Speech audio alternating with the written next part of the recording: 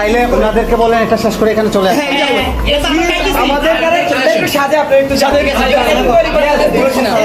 আমাদেরকে একটু তৈরি করতে দেন আপনি একটু এই পাইপ সব একসাথে নাই পাইপ গুলো একসাথে ভাই শোনেন, ছবি তুলবেন না বুঝতে পারছেন, আপনারা একটু সরেন, আমাদেরকে নিতে দেন। আরো আছে ভাই বের করতে দেন এই অবস্থায় আছে একটু বের করে নি ভাই কেউ মুখের ফুটেজটা নিতে না এই তুমি কি জিজ্ঞাসা শুনতে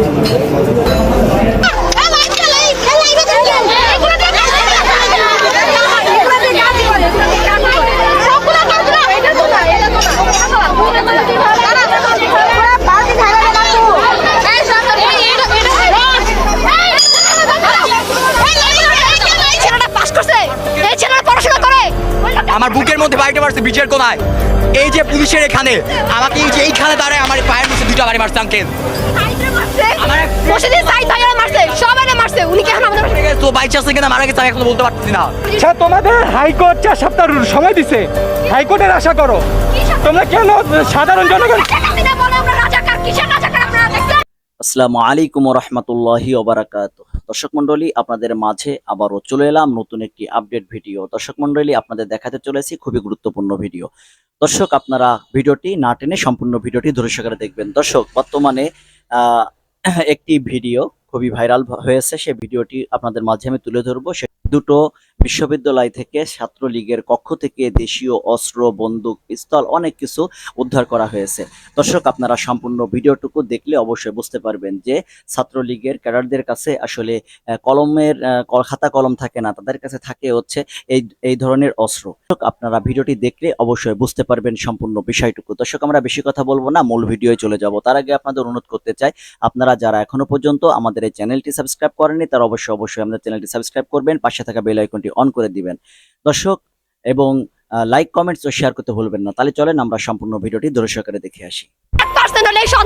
সন্ত্রাসের চান্স পাইবো মাত্র বিরিয়ানির লোভে এরা এখানে আসে। এই ছেলেটা পাস করছে, এই ছেলেটা পড়াশোনা করে। আমার বুকের মধ্যে বাড়িটা মারছে বিচের কোনায়। এই যে পুলিশের এখানে আমাকে এই যে এইখানে দাঁড়ায় আমার পায়ের নিচে দুটো বাড়ি মারছে আঙ্কেল। তো বাইক চাষে কিনা মারা গেছে আমি এখন বলতে পারতেছি না।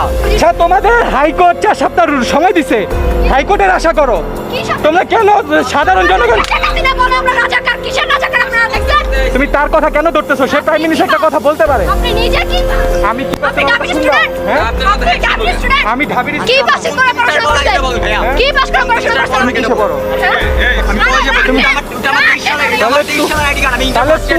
শুনো, তোমরা এটা সব পোলা পাইনি।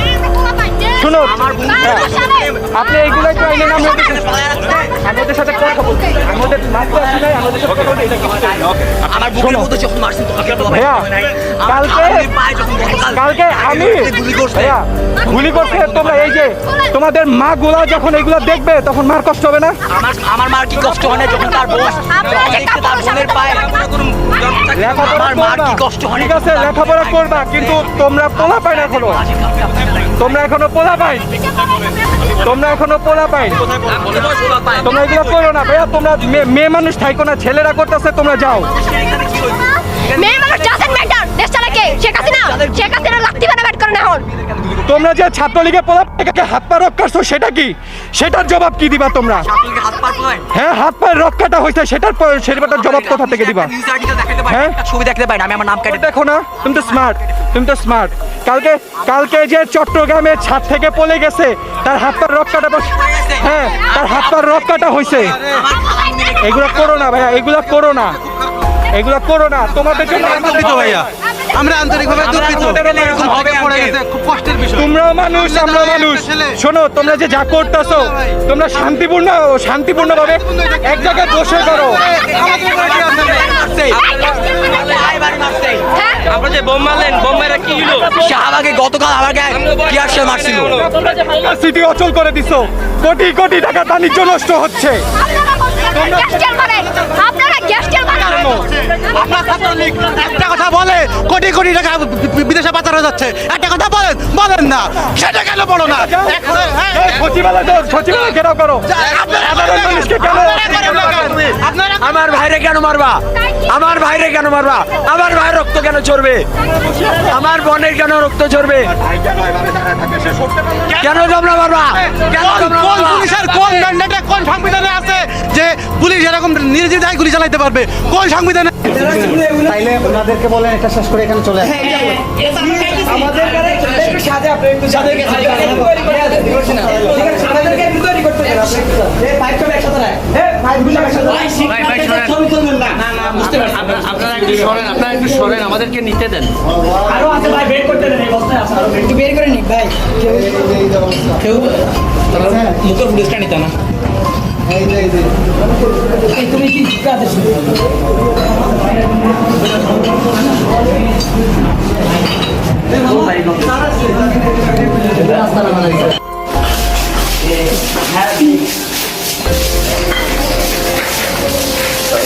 আমরা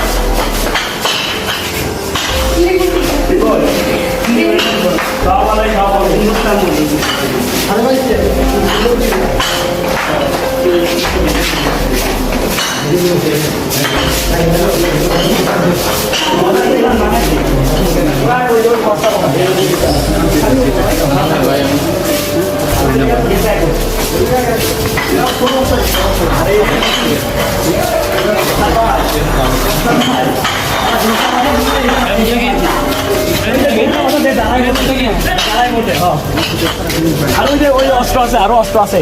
এটা আর কেউ নেন, আমার হাতে ব্যথা করতেছে সকাল থেকে। আর কোথায় দিচ্ছি ভাই এখন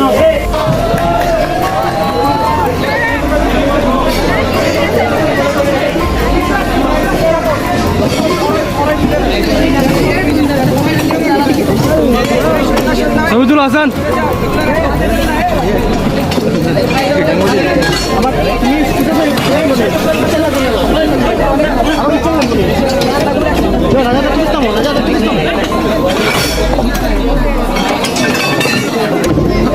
এই যে টেবিলের এই পাশে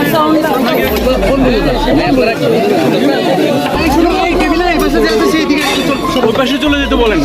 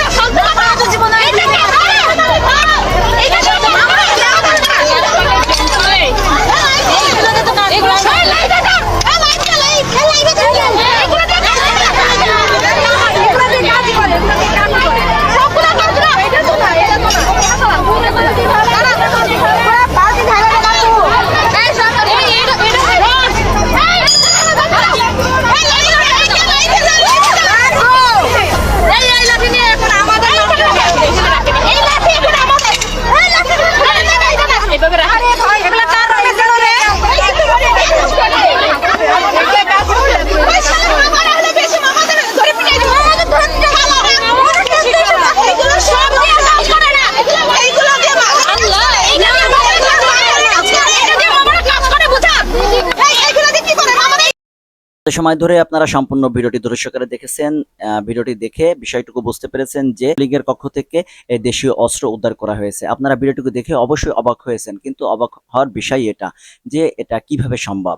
এইভাবে যদি একটা বিশ্ববিদ্যালয়ের ভিতরে ক্যাডারদের কাছে এইভাবে যদি দেশীয় অস্ত্র থাকে তাহলে তারা দেশটাকে কি করতে পারে। দর্শক, আপনারা সম্পূর্ণ ভিডিওটি দেখে সম্পূর্ণ বিষয়টুকু হলে বুঝতে পেরেছেন। তাহলে আজকের মতন ভিডিও এখানে শেষ করছি। সকালে ভালো থাকবেন, সুস্থ থাকবেন, আল্লাহ হাফেজ।